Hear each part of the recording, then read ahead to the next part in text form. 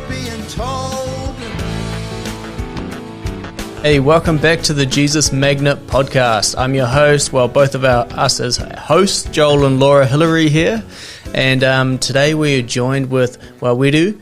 How you doing, Waweru? I'm doing well. Yeah? How are you guys doing? Very good, very good. So, Waweru, you're from Kenya originally? Yeah, originally from Kenya. Wonderful. And at the moment, you're youth pastor at Grace Church, Nelson. Yes. That is wonderful. Yeah, all the way from Kenya to New Zealand. Yeah. Is there quite a big cultural change from those two places? Oh, yes, extreme. I think people are people, of course. People are human beings, but just culture of everything from music, food, how we do church, interaction. Now, tell me one thing that you would bring from Kenya to New Zealand that you wish we did here more. Dance. Dance. I wish people... I love that. I miss dancing. That is great. I guess because growing up in Kenya, where from the youngest to the oldest, everyone dances, and you dance at church, you dance at graduation, you dance at any ceremony, weddings. Yeah. So, That's awesome. That's very cool. I think we definitely do not boogie enough. And dance is great. I'm not a very good dancer myself. I think I start to look like I've got an epileptic fit, but I try. Must be one thing everyone is good at in Kenya. No, I think people are just less conscious about themselves. So you find someone, like my grandmother would be going to 90. Really? Just stand and dance, and of course she can move as much, but so she's just moving. So you wouldn't say she's a good dancer, but she just flowing with the beat and everything. So I think that's a difference. Yeah. So many Kenyans, I wouldn't say know how to dance, but they just stand and do something. So and so that's, I guess, the difference, whether it's fathers, mothers, children, everyone. Yeah. So. Oh, very cool. So how old are you, Waweru? I'm turning 37 in August. Are you? Yes, I'm very You old. have such a young... 37's not that old, but you look definitely in your 20s. Very young looking. Yeah, most people do not know where to place me in terms of age. I wouldn't know. Well, lucky you, man. I'm on the opposite end. I'm in my 20s and people think I'm about 37. Yeah. Oh, cool. Well, thank you for joining us on the Jesus Magnet podcast. We're excited to hear your testimony. So we're just going to hand it over to you. You can start at any point in your story where you believe it begins. Laura and I will jump in and out, but probably starts in Kenya, does it? Yeah. I'd start mine, or maybe, but please ask as many questions as we'll do. Yeah. And I'd start at the end, not the end, today, which is we're in 2022 in Nelson, New Zealand. So it's been many, many years of traveling. So I've been in New Zealand 6 years. Before I was in Rwanda, still doing youth pastoring job. Before that, I was in West Africa, Liberia, still doing what I'm doing then. But before that, I was, of course, in Kenya. But I would say the big difference, and one of the biggest thing I thank God is I wouldn't say my biggest testimony. God's testimony through me has been the healing part of where I'm coming from through salvation, of course, being saved at 1920, and just the healing because of where I was coming from and all the, I'd say trauma. Of course, when I was young, I just thought life was normal, which was not good. So I would say my 16-year-old self would look at my 37-year-old self and be happy that I pushed through those times and I chose not to quit. And so when you say trauma, what exactly do you mean by that? So some of it, of course, could be big, medium, small, but so maybe the small, which I've shared with my youth here at Grace Church, is not knowing where your next meal will come from as a young kid, 4 or 5, and struggling to, because I used to live with my grandparents, not knowing where the food will come to. So you're living life, but you're still a bit of anxiety, I would say a bit of anxiety, but just lack of assurity that, there'll be meal, there'll be school fees, there'll be clothes and everything. So every day was a miracle, which in a way is nice, but sometimes in those extreme, when you're a kid, all you want to do is play, go to school.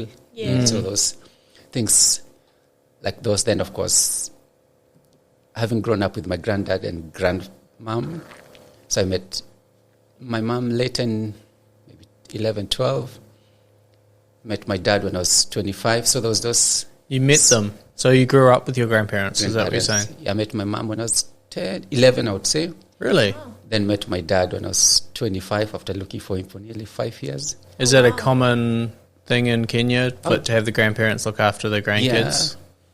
It's common. Yeah, I would say it's common around where I used, because I used to grow up. I grew up in one of the slums, so my mom was very young when she gave birth to me, and so there are those cases, but not across Kenya, of course, but there. So you find grandparents taking care of many. I would say many of my friends I know. Oh, yeah.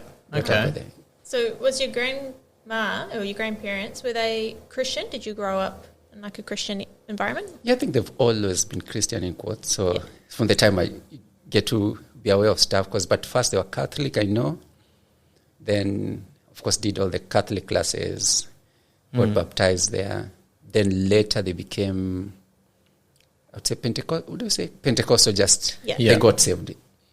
So since they believed in God now, when they were Catholic, now they're normal. Is that what, like normal Christian? Yeah, just on fire. On fire for, for God. Yeah, so... That's what a normal Christian should be, on fire. On fire, so I'd say... Yeah, so that's part of it, just looking back from where I'm from, because still, I've been to Kenya twice in the years I've been here, and just going back to where I grew up. Yeah. Because still my mom, my siblings are in Kenya, and just going back to the slums and visiting. And of course, it's like you're saying, the difference in the sense, I still have friends in the slums. I still have some fun in the slum. And so what I was struggling with, some of them are still struggling with. And so, in a way, being here, and because you guys are curious, seeing how do I say, my English is limited. Oh, the blessing which New Zealand is. Yeah. But I after staying here for a while now, I understand even for me, if I grew up here, I wouldn't be like, what's wrong? I eat food. And so living, I think I still live in those both worlds in a sense, because still I have family there, and seeing the difference in terms of what someone is struggling with in Kenya and what someone is struggling here is just, but sometimes it keeps me humble. Yeah. Because would you be able to describe a little bit what the slums that you grew up in was like? Just because, if it's a lot of Westerners listening, we might not quite understand what that looks like. Yeah, slum is totally different. So Kenya has two of the biggest slums in Africa, I would say, Africa. And so a slum in Kenya would be houses made of mud, others made of iron sheet just across, others made of wood, and it's not, New Zealand style house plan. And so you live it's like you live in boxes. And there was So would there be power and running water? No water. You have to go fetch water. There is most of the place you have 10 families living, and there is one toilet, so you share a long drop, which is long drop, and sometimes people just connect electricity illegally through wires to wires. That's pretty bold. I mean, I wouldn't want to climb up a power line and start connecting cables to it. We used to. I guess because you're a kid and just like, we want electricity, you want to watch TV in the neighbor. So, people climb and fix it, which is illegal, of course, but then desperation. And so that's a slum. Then, of course, everyone is struggling. Everyone is trying to, when it rains, just houses flood with water. It's from upside, whichever. Yeah. And it's amazing that concept of, living in mud houses and having no running water or electricity properly is like it's so tricky to grasp here in New Zealand or in a Western world. Laura and I managed to go to Papua New Guinea and Indonesia, and we saw, we definitely saw some slums, but we didn't go into a huge amount. But we definitely saw the effects of it, and the huge wake up call. to being able to come back to New Zealand.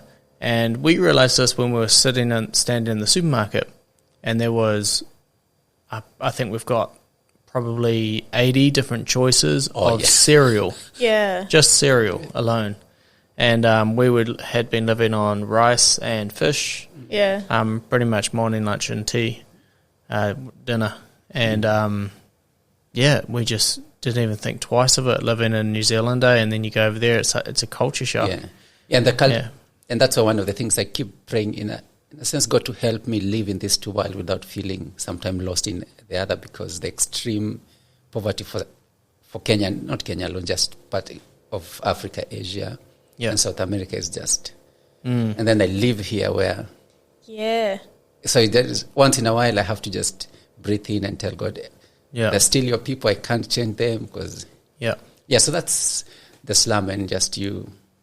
From the extreme, I don't want to describe everything, but just, so even if I was a young lady, I don't think I would have made it out, because it means that I'll be having a few kids, because out of desperation, or they need something as simple, I hope this is not wrong to say, something like sanitary pads. Oh, yeah.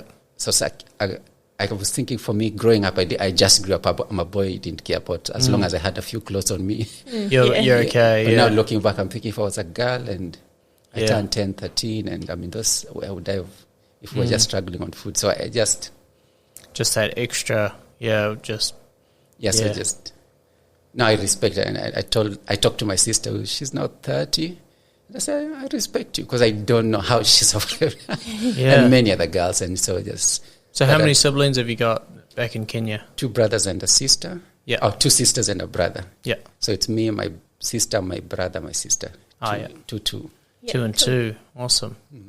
Oh, wow. So, all right. So what made you come to New Zealand? New Zealand, I was I went to Rwanda 2015, somewhere there. Still, because the church I used to work with is called Nairobi Chapel, which is a church in Nairobi. So they sent me, first they sent me to Liberia, which is west of Africa. Still, they had a church plant there. So I was, again, just doing the same thing, youth pastor. But I had the privilege there when I went there. So I worked with UNHCR. So I got the opportunity to work half of my hours in the church, half of the hours with the UN, helping with the refugees. Then, of course, came back. Also, I didn't finish my term in Liberia, because for some of you, before the pandemic, this one we know there was Ebola. Oh, okay. So I was there when Ebola was rampant. And Liberia, Monrovia, that was the boiling point of everything. So stayed there for a bit, trying to help and just helping there, picking bodies and all that. That would have been quite an experience. Oh yeah, so I think that's been the hardest place I've done ministry. Really? To this day. That was hard. So what was the hard part? Was it the people's receptiveness, or just the sickness going around? No, I'm sure most of you know. So, like, we know that there is war in Ukraine, but for Africa, there are countries that have been in war, and they're still in war till now. And so, Kenya, we've had, I'd say, maybe nearly 3 weeks of war during 2007 after election. There was but it didn't stay long, and a few people died, which was sad. But Liberia, by the time I went there too. So when you say war, do you mean civil war? Civil war. So it's in the country? In the country. Wow.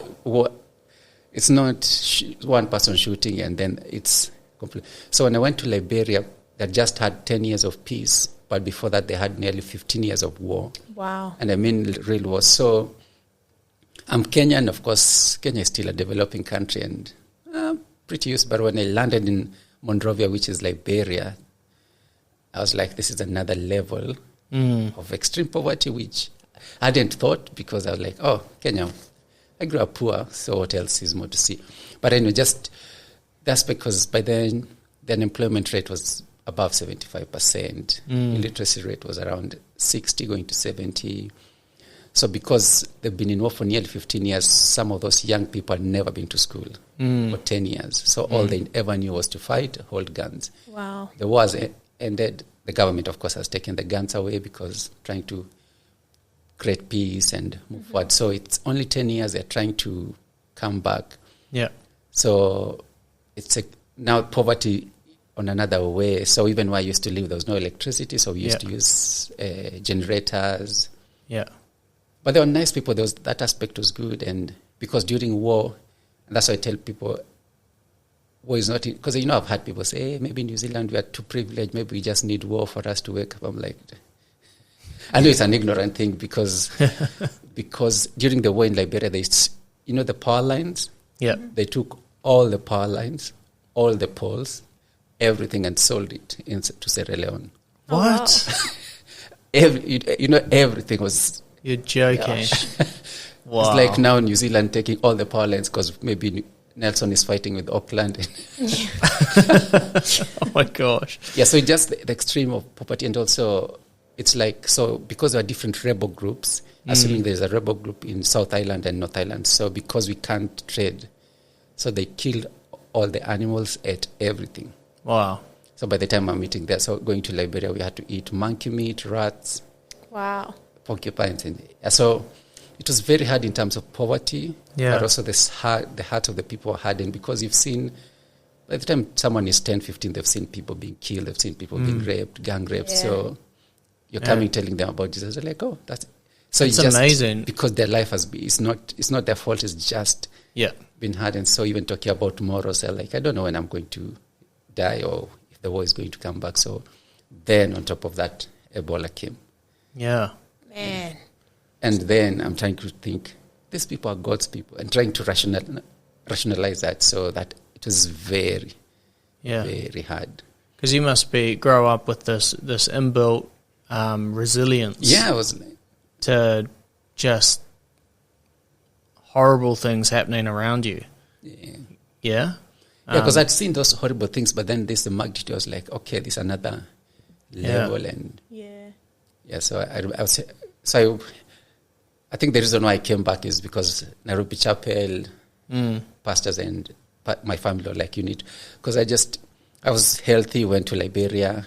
By the time, so one day I took around, because I used to help people training their dogs, so there was expatriate somewhere. Yeah.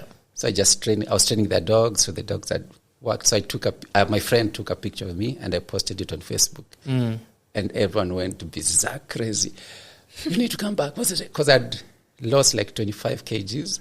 I was so slim and dark. Oh. I'm dark, yes, but because I've been there and you can't see yourself. So I was like, but they were like, you have to come back. And of course, for me, I wanted to stay, but of course, I didn't realize it was just the trauma of trying to work and Ebola. People are dying on the streets and trying to. So I think my body just shut down. Yeah, and because I know for nearly 5 months, I'd not felt any feelings of hunger.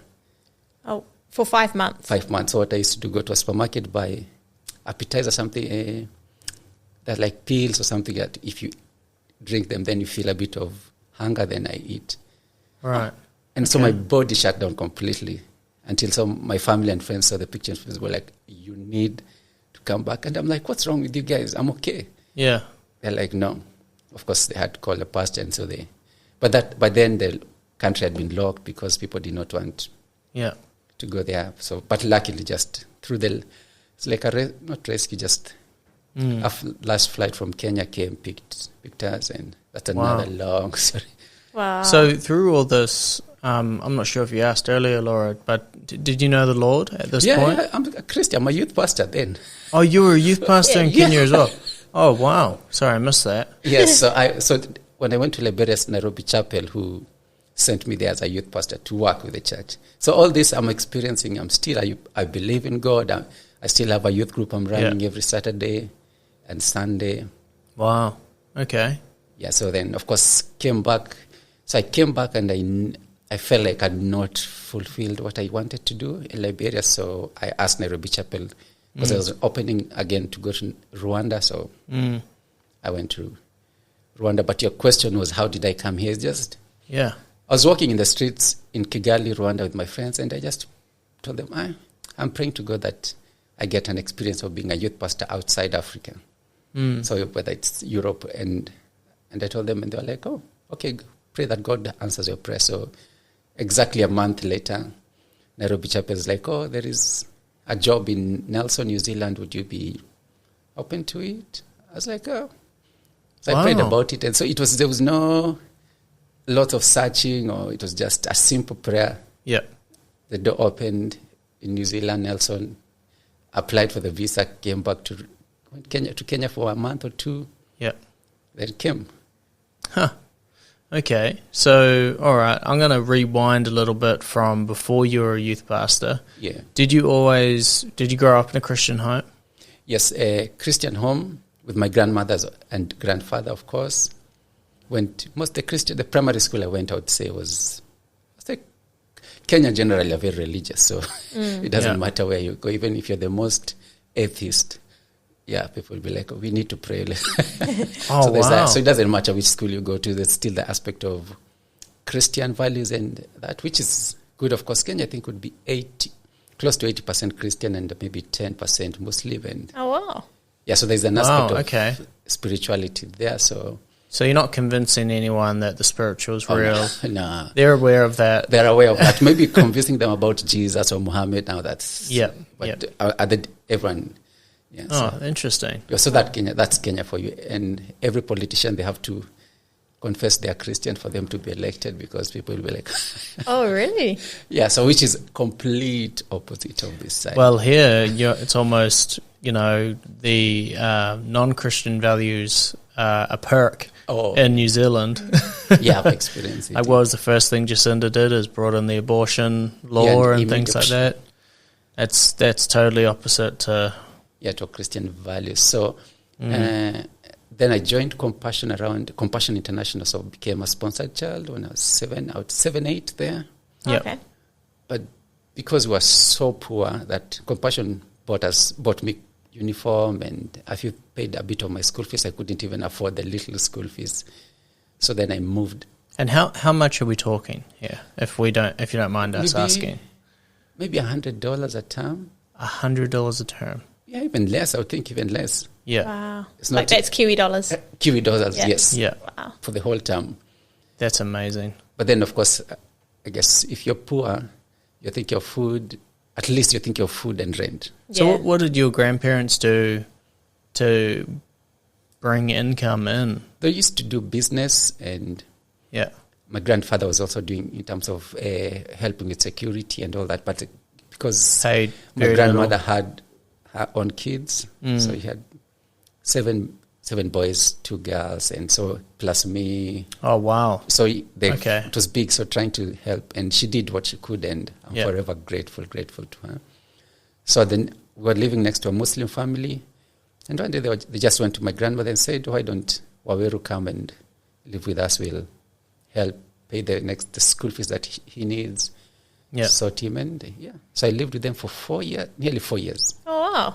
So with a Muslim family. Yeah, and so then there was my life changed, because then I used to go to what they call madrasas, classes on Friday, which is like Sunday school for Muslims. Yeah. So, wow. So you used to go to that? I used to try to learn Arabic and Quran. Oh, wow. And all that. Yeah. So you'll have quite a good understanding then of all that. Yeah, so did fasting with them during Ramadan. Wow, okay. So you've actually had both sides of that quite extensively, and you've drawn the conclusion that Christianity is the side that's probably got the truth more accurate. Yeah, because then I went back to my grandparents when I was starting high school. Yeah. Because a Muslim family, I think they felt they've done at least their best. But I'm a kid. I'm just like, oh, okay, I'm Christian today. I'm Muslim now. Wow. And I'm back. So, of course, I couldn't. For me, I was just living life because, as a kid, you just live. But then you're not really thinking too deep about those sort of things. Started high school, then, again, just struggles here and there. Then I would say 2-3 years of joining Rastafarianism, because in the Kenyan high school, the ones I used to go to, of course, we are all poor, so we are looking for there's some sense of hope. Yeah. And so reggae music becomes, because it talks about, one day we are going to conquer, that's reggae. Yeah.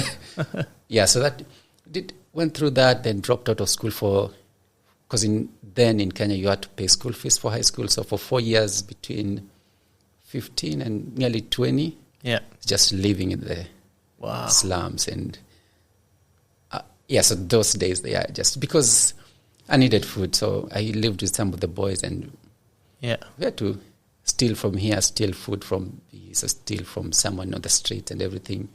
Just desperation. And then one day, so I went to a camp through Word of Life. So there is Word of Life in Kenya. So I'd gone through Compassion before. So I went. So I met a friend who lived on the other side of the street. Street, I mean, at least they have money. And said, oh, maybe you could come and live with us. I said, no. But then a friend of mine who, just a policeman one day, of course, was stealing from someone's house, caught us. Because I was still young, he said, if you don't leave this street, you're going to die. Wow.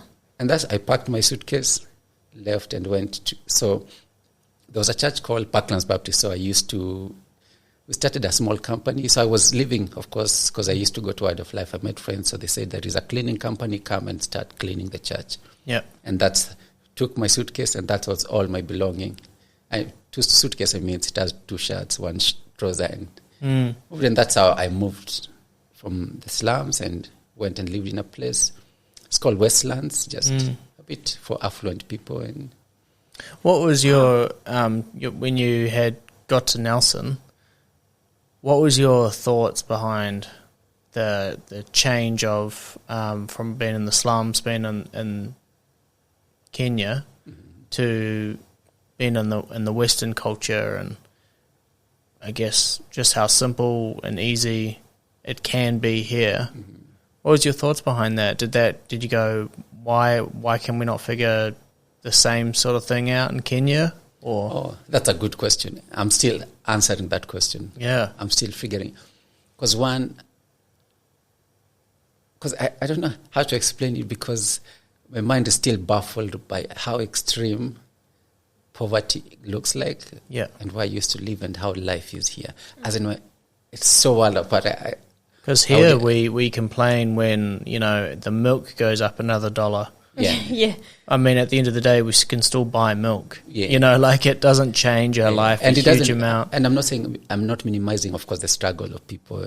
People are struggling. Absolutely, I don't know. It's on a different.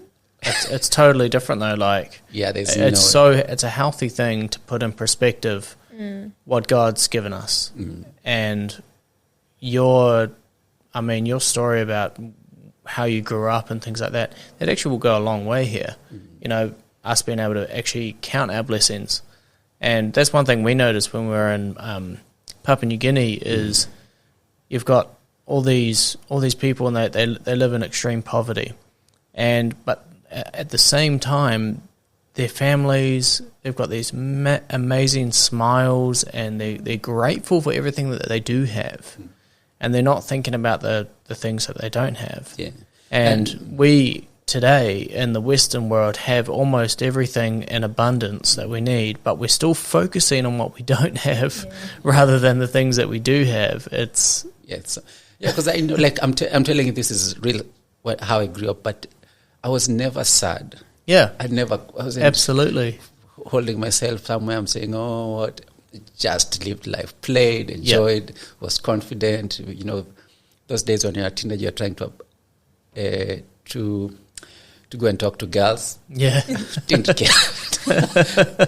Which is interesting for me, just observing teenagers here and just how people are scared of so it's interesting, like you're saying, just when I was a teenager, I approached anyone. I didn't feel small because I didn't have, of course, I had torn clothes, one pair of trousers and shoes, and so which is interesting to reflect back. I'm like, So you obviously grew up in a Christian home. Did you have an actual relationship with Christ, or when did that start to develop?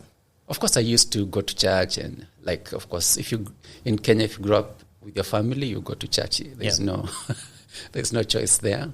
But then when I moved to the other side with my friend, and I started cleaning this church, Parklands Baptist. So that's when I was now 19. I was I've been everywhere. I've been the Catholic and the Muslim, and I just because I'd gone for the camp at Word of Life. I went home one day, so I'm living with my friend. I said, I'll try this Christian thing. And I prayed that night, and I said, from today, I'll be serious with God, go to church and my friend, because he was a youth leader in the church, he said, come, be part of our youth ministry. And that's it since then. So what caused that? I think I was just tired. You're just tired? I was just tired emotionally, because I was like, I'm trying to figure out life, but this time I've not finished high school. I'm going to turn 20. Yeah. There's no way I can get money. There's no person I know who's rich somewhere. So it was like a cry to guidance, a cry to help me, I surrender. I was tired. Emotionally, I was tired. Wow. But then somehow through one of the youth pastors who came to the church, because I used to clean the company, so got some money saved. The youth pastor said, I'll support you with what I have. Went back to school, so I finished school when I was 21. Yeah. Which I should have finished when I was 16, 17. Then through the journey, so I became one of the youth leaders in Parklands Baptist. Yeah. Started leading the church and became a youth pastor then. Then they just transitioned from Parklands Baptist to Nairobi Chapel. And then the journey continues. Yeah. Wow. So what would you say would be like the biggest difference of youth pastoring in all the different countries you've done it? Is it generally all like the same kind of struggles that you see, or things that you have to teach, or has it been quite different from, in Africa to New Zealand? I think, of course, there is a simple thread which teenagers, especially young people, is just they love. They want to know that you care. It's all about identity and feeling like they belong, they're accepted. I'd say whether from here to Kenya or any countries I've been to, maybe the other differences, of course, Kenyans, and Africa generally, there's still an aspect of spirituality, so it's easy to speak to teenagers about God and everything. And so even teenagers are passionate about God and they're doing things for God. But I know here you have a few, of course, but just because not many, some of them have not even grown up in a Christian home, so you're starting from zero, so that is just that aspect. But I tell people teenagers are young people, whether they're in the slums of Kenya or they're here. They're all the same. And that's why, because people said, oh, what did you change when you came to New Zealand, of course, coming from Africa? I said, nothing. I'm just me and loving God and loving the young people. The rest are details. Yeah. Yeah, and that's why I know there are people who will not work with teenagers because they think teenagers are quite something. But I tell teenagers are the easiest in the sense, as long as you're authentic and you're who you are. Don't come pretend you have an American accent or you're cool just to be you. Yeah. Wow. That makes a lot of sense, because teenagers, they can read you. They're looking at you, and if you're trying to be somebody you're not, they're looking straight through that, and they're going, this guy's just trying to make me like him or whatever it is. And they can understand that. So that's a powerful thing that you're saying, just be authentic, be yourself, and essentially just do it in love as well. And they'll know that you're the real deal. Yeah, rather, because I know for adults we pretend a lot. You may not like someone and still they stay there and come to the church and you don't like it. But for teenagers, if they feel, this is not for me, they'll leave your youth group or anything. Oh, that's so neat. So have you got kids yourself? Yeah, so I got a 1 year. She's 1 year and 1 month, I think. Yeah. Subira, I think 1 year, 1 month baby. She's called Subira, so born last year and got married 2020 just before Corona. Oh, wow. It's good timing. Okay. Good timing, so... Yeah, cool. Did you marry a Kiwi? Yeah, Kiwi, from local Nelsonian. Oh, very as local as they come. Wonderful. Oh, cool. So when you're going through youth pastoring, for somebody that's listening, I think it would be really important for other youth pastors that might be listening to this or teaching. I mean, you said to be authentic constantly, but is there anything that you want to look out for to help somebody get closer to Christ? Like, what would be some words of wisdom if you see somebody, they're thinking about coming to Christ or as a teenager, and you're going, all right, well, what have you done in the past to help guide them to the truth? Because there's so many distractions out there. Yeah. How do you show them which one's a distraction and which one's truth? Yes, one of the maybe share a bit the difference, because in Kenya, while I was a youth pastor there, we used to go to schools Monday to Friday, primary, high school, university, so it was easy to do.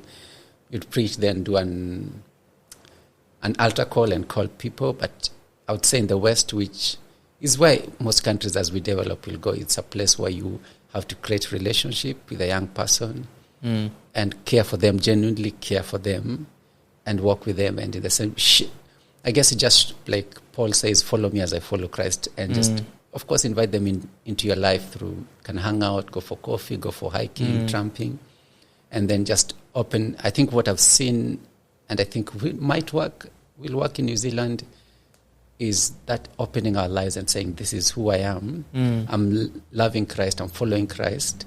I'm not perfect, but I'm genuine in following Christ. And then I've seen that attract young people into saying, oh, Waweru is not perfect, he's still working his life. And so that there's been that authenticity, and an aspect which I feel also, of course, do it carefully, is sharing our scars rather than showing the young people how star or how good and how perfect our life is.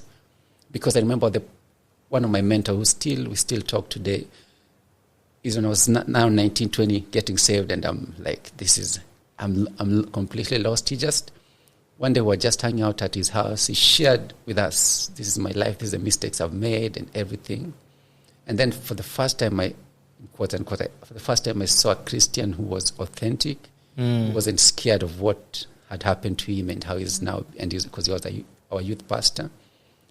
So that attracted me, and I was like, oh, Waweru, with your craziness and dysfunctionality of family, you can still heal, you can still be there. So that became something that has helped me, because if you show people how good you are, then sometimes you don't encourage them, you intimidate them. Yeah. Especially as young people, there is so much distraction, this and what the school is saying, and just saying, I'm here, I'm Waweru, I'm trying to figure it out also. I've made some mistake, life has not been perfect, but however, but also, of course, I've shared with my testimony the youth here, and I'm saying that was part of my life, but that doesn't determine who I am. That's not my identity, because I was poor, because I've made this mistake, and just sharing this is, you all have scars, and sharing with them even the way when Jesus resurrects, he comes to the disciples, Peter is not there.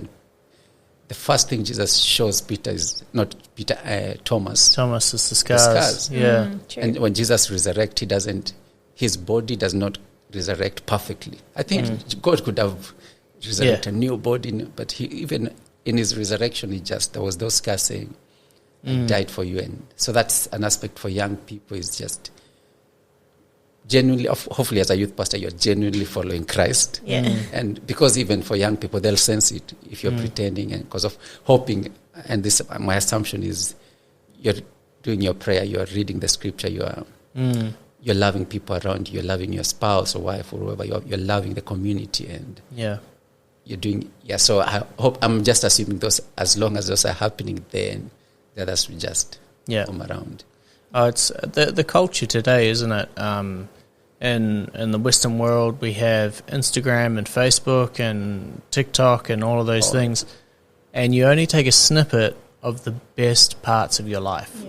So that's what you show people, the best parts of your life, and then all the rest don't show anybody. You're showing highlights. Highlights, and then you're creating this image of yourself of what your life looks like, and it's only ever looking at the high points. And it's not authentic, it's not true, and there's no scars. And so when we share our scars, and we share that, it creates that line of authenticity. I'm not perfect, I have struggles, but with those struggles I depend on Christ. And that there is what people want. It's not, hey, this guy never does anything wrong, he's Waweru, he's perfect, he's 6'5" or whatever you are. everything I want to be, and he never seems to have any rough issues, any bad days. He's always smiling. But then when you sit down with him and you go, look, no, I have bad days, and this is, I depend on Christ. And, I stuffed up here, and I went to the Father. And we say that a couple of times in this podcast, is that the Father, you've got the Old Testament Father, and sometimes he looks like he's scary and you want to run from him. But Jesus shows the authenticity of the Father in the Scriptures, that it's not, when you've got a Father and you do something wrong, you either run from him because you're in trouble, but Jesus says, come to me, run to your Father because you're in trouble. And that is the power of authenticity. That's the power of showing your scars and being open, being vulnerable. And that's what creates true discipleship. And your whole job, more or less, revolves around discipleship. Because I remember we were having conversation about church, and I was telling Matthew 28, where Jesus says, how does it start? All power in heaven and earth have been given to you. And Jesus says, go make disciples. And I tell people, Jesus did not say go make churches. Or go make believers. Just make disciples. And I guess sometimes I've realized, even as a youth pastor, I get caught up in building this flashy youth group. Yeah. And God is saying, yes, it's good. Make sure it's fun, exciting. There is food, but also your job is to make disciples. Then God will build his church. Absolutely. And that aspect. And that's why I say for young people, and even for me, I'm learning as a youth pastor is also, because I've realized a bit in this culture, and as I'm learning to be here, there's a bit of shame that people, so that's why when someone shares maybe a struggle they've had, people might bully them, and so teenagers are scared to share. Then it becomes if someone is struggling, so people comes, you're shamed. It's like there's that kind, I see it in young people, so sometimes I give them something to do, but they are scared because if they don't do it well, if I fail, I'll feel this aspect of shamefulness, which is one of the things I keep talking to young people and say, your failures are not your identities. Yeah. And who you are, me being from Africa, it's part of my identity, but that's not my ultimate identity. Me being a father, it's part of my identity. Being a husband is, but if my identity is in those things, which can end. Yeah. So it's, for young people trying to just say, your identity should be in Christ, because after all is said and done, you can hold on to that. Yeah. Everything will pass away. Everything. And it's a hard conversation, because we hold on to my job as youth pastor now. That's my title. And that could end. I could lose a job or something could happen and whatever. But just if I know my identity is in Christ, then that will never change, whether I'm here, whether I'm in Kenya or whatever. So, and that becomes a place which, even as we conclude, is, I tell people I do not know how, but somehow I found freedom in Christ, that I'm not scared to share where I'm from. I'm not scared to share where I am at. But there is a peace. I tell young people, I wish I could explain how. Because having gone through what I've gone through and seen what I've seen, I do not lose sleep over those or what. It's just saying, God, I'm here. You've blessed me. What can I be? Who can I bless? And that aspect, sometimes I don't know how to explain to people. But there is a peace that God gives. And it takes a while. And for some people, I know they've struggled because of this, and anxiety and depression, and those are real. But I pray even for people maybe will be listening to this, regardless of where your life, young, old, whether you're even in Kenya or in New Zealand, that God gives us that peace that surpasses all human understanding. Is it Philippians 4? Yeah. I mean, it's in a couple of the different letters, sort of in slightly different ways, but I think Philippians is... and the peace of God that surpasses all human understanding will guide our hearts and our spirits in Christ Jesus. Is that the same scripture when Paul's saying he remains content in all things? He's learned the secret, whether he's hungry, whether he's fed, clothed, naked, all of that. All of that. And that's a hard thing. That's a hard thing. That's a hard thing. Yeah. So, thank you so much for joining us on the Jesus Magnet podcast. Absolutely incredible story. I mean, I'm so stoked with that. Very blessed to be able to hear your story. Well, we do. Laura, did you want to say anything before we wrap up? No, No? You got everything. Yeah, so mine is to say thank you and keep doing the job you're doing. I know it's not easy. Yeah. I hope we have more stories and more stories. And because one of my desires, and also because I love listening to podcasts just for business and everything, but I wish also we had more podcasts of Christians sharing their journey, their stories, and that I'm able to even to share with young people and say, oh, go listen to this, go listen to Yeah. Awesome. Yeah. All right. So, we'll finish there. So, if you enjoyed this episode of the Jesus Magnet podcast, make sure that you continue to follow us and that you continue to find us on Facebook. And, if you've got a story and you feel the Holy Spirit going, I need to get this out there, I need to share this with my friends and family, get in touch with us. We've got email, we've got Facebook, Instagram. Just jump onto any of those and we'll be super keen to hear all that. See you next time on the Jesus Magnet.